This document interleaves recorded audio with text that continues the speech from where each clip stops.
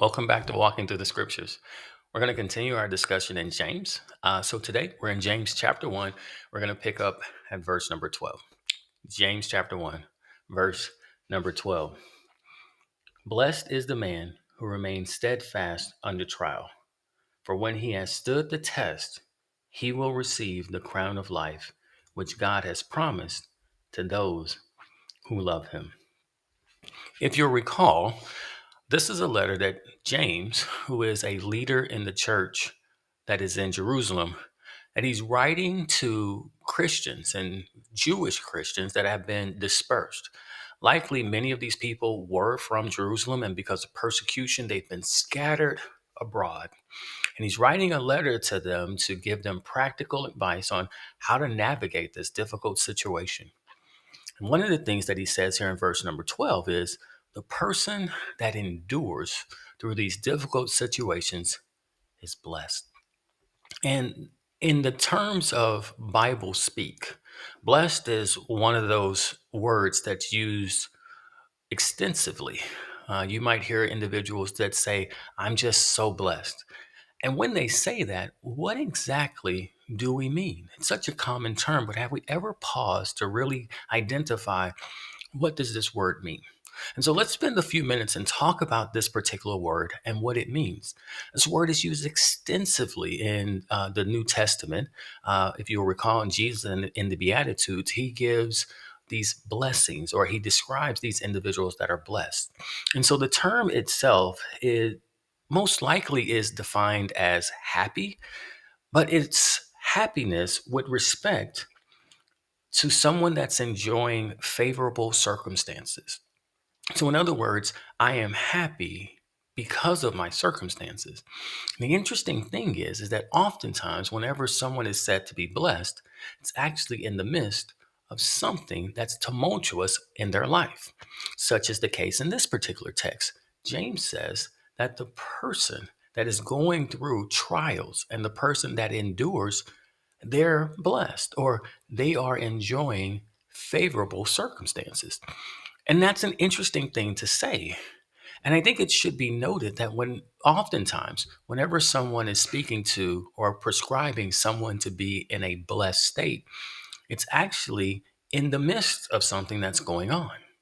And if you look carefully at the statement that the speaker is making, it's usually the statement is ended by some joyous outcome.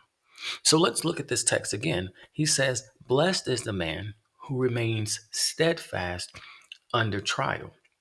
Why is that the case? Well, for when he has stood the test, he will receive the crown of life. This individual is blessed not because of their current situation of what they're enduring, but because of the promise in which they are holding on to. I think of it this way. Imagine that there is a prominent car dealership in your area, well-known owner that's been around there for years, and it's a very profitable company. And he has a son, Junior. And he says to Junior when he's 16, Junior, all of this is going to be yours if you want it. And he says, but here's what I need you to do, Junior. I need you to learn this business inside and out. And so at 16, when Junior can start a job, Dad puts him in detailing in the garage. I want you to clean up the garage and make it immaculate. And I want you to wash the cars. And so he starts there. And then he moves on and he becomes a mechanic. And so he's servicing the cars and he's banging his hands. He's cutting himself. He's burning himself on hot engines and he's living that life. And he might complain from time to time, but his peers say, I hear you, but you're lucky. You're going to own all of this. And so he moves up and he becomes the service manager. And after a while, Dad says, all right, you know the service area. So what about sales? So he makes him a salesperson. And so going from a manager down to a salesperson, he's starting all over again. He's working weekends. He doesn't have the hours that he enjoys. And he's probably complaining about that. But his salesmen, his peers are looking at him and saying, yeah, but you're lucky because you're going to own all of this. So he works his way up. Now he's the sales manager. And this cycle continues over and over again until he knows every aspect of the business inside and out. He's endured, even though sometimes maybe this isn't exactly what he thought he'd be doing. And eventually, dad gives him the entire empire. And now he's attained what was promised to him. Now he's receiving what was promised, but he was blessed all along the way. And even though he might not have been able to see it at certain points in times, those around him could see it. Oh, you're blessed because you're going to own all of this. And so when we talk about blessed and we say we are blessed, it may not necessarily be because of what's happening today in our lives, but it's definitely because of the promise that we will attain if we endure. And so James says to his listeners, you indeed are blessed, and you're blessed because you have been promised a precious gift that when you finish this course, you will receive what he calls the crown of life. That word crown is interesting too because he speaks in terms of this reward at the end. And it certainly is a reward. Uh, Paul actually talks about this in First Corinthians chapter 9, verses 25 through 26. He says, every athlete exercises self control in all things. They do it to receive a perishable wreath, but we an imperishable. That word wreath is the same word as crown that James is using. It's just given on the context. It's translated crown or it's translated wreath. If you're running a race during Paul's time, you didn't get a gold medal, you received a wreath. Well, it's all the same thing. In today's age, we would say, hey, if you finish the race, you get a gold medal. We're all saying the same thing. The point is, it's the reward once you've finished the course. And that race, well, it's not an easy race.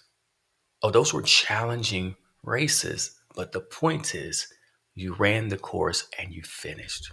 Paul goes on to say, so I do not run aimlessly.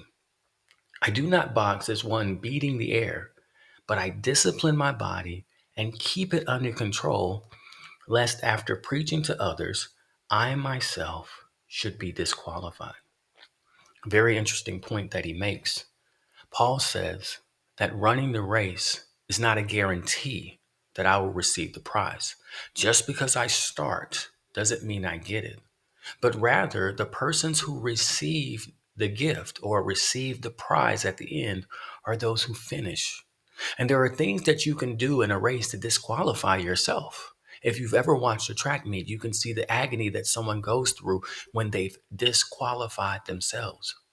And so there's discipline that's required when you're running the race so that you don't disqualify yourself. And Paul says, even I myself, an apostle of Jesus Christ, by the will of God, I can disqualify myself from that eternal prize. And so, how does he avoid disqualification? He says, discipline. Let's go back to James, James chapter 1. Let's pick up in verse number 13, because as Paul talked about the need for discipline in order to finish the race, so is James. James is going to bring out a need for discipline, and he's going to bring out that need in respect to our relationship to sin. Notice what he says, verse number 13. Let no one say when he is tempted, I am being tempted by God. For God cannot be tempted with evil, and he himself tempts no one. But each person is tempted when he is lured and enticed by his own desire. Then desire, when it has conceived, gives birth to sin, and sin, when it is fully grown, brings forth death. James is trying to frame the context of the sin that happens in our lives. Sin is definitely not the result of God working in our lives, because God himself, he cannot be tempted with sin. And the reality is, it wasn't the devil that made you do it. James says is that the origin of sin begins with me and my ability or inability to control my desires. Notice what he first says. He says, verse 14, but each person is tempted when he is lured. That word lured, it means to be drawn out, allured from a place of safety.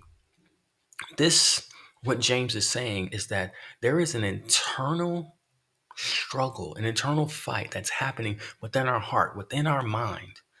And our desires are trying to pull us away from the discipline that we have.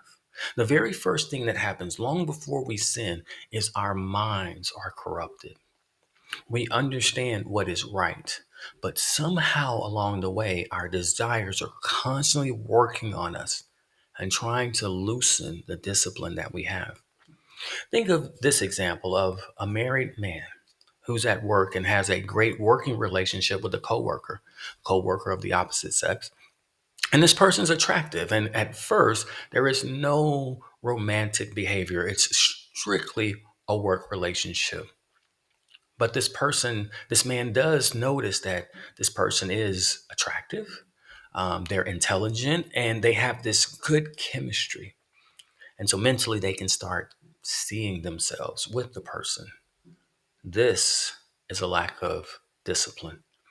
This is the beginning of your desire starting to work on your mind. You haven't sinned yet. As a matter of fact, you haven't even been tempted yet. But what's happening is you're being pulled away from that state of safety, that state where you're guarding your marriage relationship, where you don't look at other people in this romantic way. You don't allow your mind to go there, and you're slowly starting to take away those defenses. And this desire is pulling you out or luring you out of that state of safety. And the problem is that when you leave that state of safety, when you've lost that level of discipline, you leave yourself vulnerable to the actual opportunity. And James mentions that. He says, each person is tempted when he is lured or pulled away from that state of safety, and then they are enticed. This word enticed is speaking to a trap that has been set. There's a bait put out there. Again, the word lure, like in terms of a fishing lure, is set out there. There's something that's made to look attractive. The sin is made to look attractive. And because you've lost discipline, you're totally vulnerable to to falling prey to that particular sin. And so the example that I gave before about the married man who was perfectly guarding his marriage, his defenses are now down. He's been pulled out of that place of safety. And so now what happens when the opportunity presents itself? A little flirtation. And he knows that flirtation is wrong. He is now engaging in a behavior that is not meeting the expectation of God. He is now sinning. And if he's not careful, and if he doesn't put this activity to rest, he's going to take this even further and further and further. And that problem of sin will just continue to ripple. And James says, when that desire, when it gives birth to sin, and sin is fully grown, or we allow that sin to continue to fester in our lives, and it's not just flirting, but now you've gone to sexual behaviors, and it's not just sexual behaviors, but you've now decided to leave your family behind and make a new life with this person, and you see how that ripple happens. The end result, James says, it brings forth death, spiritual death.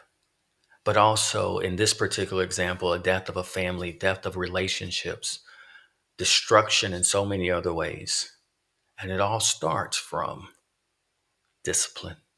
And so the recommendation that James is giving is that we understand this and that we discipline ourselves, just like Paul said. We have to discipline our minds, especially with respect to our desires. There's nothing wrong with some of these desires. They're perfectly wholesome in the proper context. And so disciplining our mind is strongly, strongly recommended Otherwise, those desires are going to pull us into a state of vulnerability, and we will be ill prepared when the true moment comes and we're left to make a decision. Let's continue on with what James says. Let's pick up in verse number 16. On the heels of having the conversation about, hey, this isn't God who gives you these temptations, that you are responsible for the origin of sin in your life, he then reminds his audience about who God is. Verse number 16. Do not be deceived, my beloved brothers. Every good gift and every perfect gift is from above, coming down from the Father of lights, with whom there is no variation or shadow due to change. Of his own will, he brought us forth by the word of truth, that we should be a kind of first fruits of his creatures. Paul says, I don't want you to have a misunderstanding here. God only gives good gifts. And he goes so far as to talk about one of the good gifts that he's given. He talks about this first fruits. And if you were to follow the theme of first fruits throughout the Old Testament, what you would find out is that's the best. That's the best that you have. And the best that you have, God is the only one truly deserving of your best.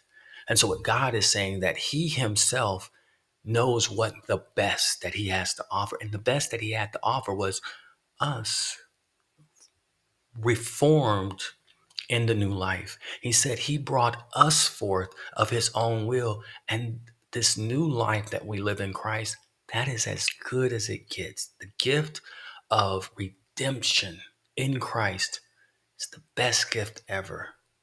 And so James says God only gives good gifts. And so if you start noticing that there are things in your life and they are not wholesome, they are not godly, they are not good, that is not from God. And if you have gifts and there are things in your life that are not wholesome and not from God, you need to remove yourself from those. It may not necessarily be sin, but it can be a weight. And these weights prevent us from running the race. That's a reference to Hebrews chapter 12. And so we should set aside every sin and every weight that hinders us from running and from completing the course. Sometimes that manifests itself in desires. Again, many of those perfectly wholesome in the proper context. But each one of us should discipline ourselves. We should we should guard our relationships, guard our hearts, guard our behaviors, so that when the moment of testing comes, we can make the right decisions. I want to finish up by reading to you once again what Paul says in 1 Corinthians chapter 9. And this is an encouragement for all of us to run the race with discipline, finish the course, and receive your prize. 1 Corinthians chapter 9, starting in verse number 24. Do you not know that in a race all the runners run, but only one receives the prize? So run that you may obtain it. Every athlete exercises self-control in all things. They do it to receive a perishable wreath, but we an imperishable. So I do not run aimlessly. I don't box as one beating the air, but I discipline my body and keep it under control, lest after preaching to others, I myself should be disqualified.